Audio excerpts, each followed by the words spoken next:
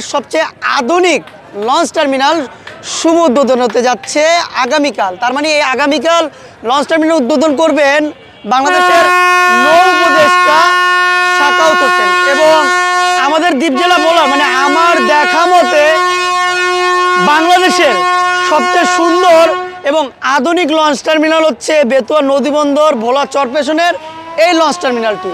এবং এটা এতটাই টেকসই এবং এতটাই আধুনিক যে অন্যান্য ভোলার আরও যে লঞ্চঘাট রয়েছে সবচেয়ে বৃহত্তম বললেই চলে। আমি যদি দেখাই এ পাশ থেকে যে পন্টুনটা এ পাশ থেকে এ পাশ এই যে ভোলা চরপেশনের লঞ্চ টার্মিনাল রয়েছে অনেক বড় এবং অনেক সুন্দর।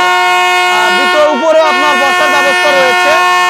এবং আজকে এই ভোলা চরপেশনের বেতুয়া লঞ্চ টার্মিনাল থেকে দুটি তাসরিফ কোম্পানি দুটি লঞ্চ যাবে। একটা হচ্ছে তাসরিফ 1 এবং তাসরিফের সবচেয়ে বড় লঞ্চ তাসরিফ 4।